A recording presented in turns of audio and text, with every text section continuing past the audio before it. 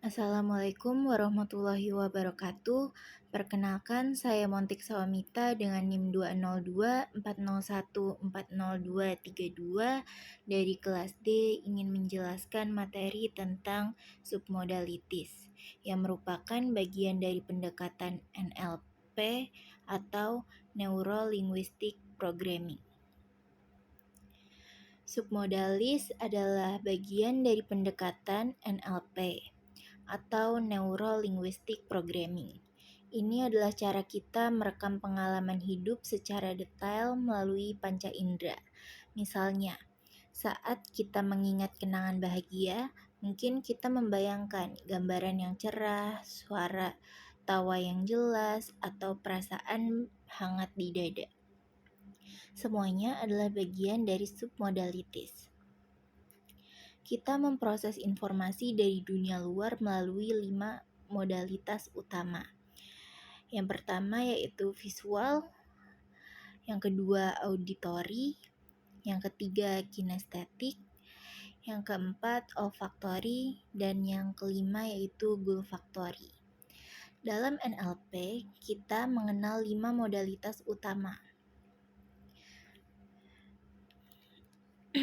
Visual berkaitan dengan penglihatan, auditori berkaitan dengan pendengaran, kinestetik berkaitan dengan perasaan fisik, olfaktori berkaitan dengan penciuman, dan gulfaktori berkaitan dengan pengecapan. Hal ini yang membentuk persepsi dan emosi kita terhadap sebuah pengalaman.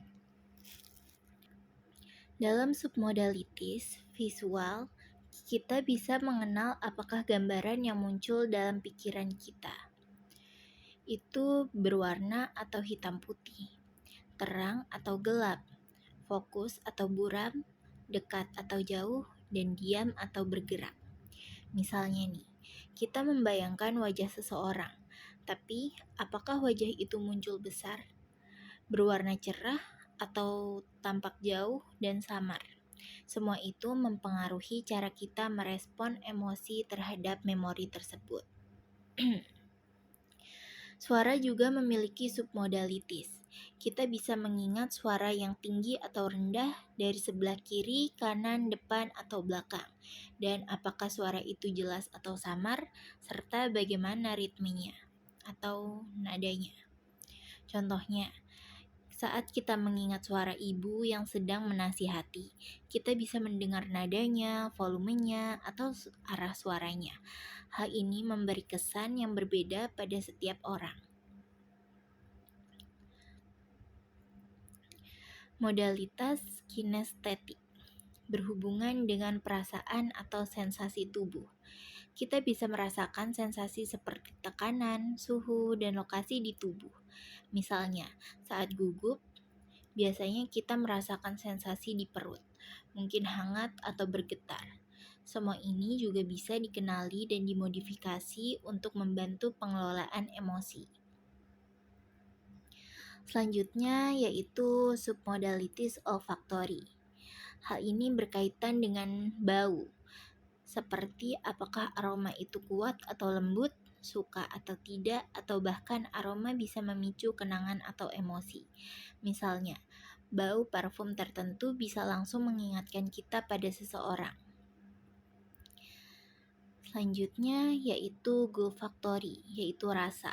Rasa manis pada kue tertentu bisa menghidupkan kembali memori masa kecil. Ini menunjukkan bahwa panca indera kita sangat kuat dalam membentuk pengalaman. Mengapa sih kita perlu mempelajari submodalitis? Karena submodalitis menjelaskan bagaimana kita membentuk makna dari pengalaman, dan yang menariknya yaitu kita bisa memanipulasi submodalitas ini. Misalnya, jika takut terhadap sesuatu, kita bisa mengubah bayangan dalam pikiran kita menjadi kecil dan jauh, maka rasa takut pun bisa berkurang. Kita ambil contoh kasus, yaitu misal ada seseorang takut berbicara di depan umum. Tapi saat ditelusuri, dia melihat gambar besar, penonton, dan suara yang terdengar keras. Setelah dibantu mengubah gambar menjadi kecil dan suara dikecilkan, rasa takutnya pun menurun drastis. Ini menunjukkan kekuatan pengaruh submodalitis. Kesimpulannya yaitu submodalitis adalah alat penting dalam memahami dan mengelola pengalaman batin. Dan mengenali dan mengubah bagian ini, kita bisa mengembangkan kontrol diri, memperbaiki komunikasi, dan menjadi lebih efektif. Demikian dari saya, terima kasih. Wassalamualaikum warahmatullahi wabarakatuh.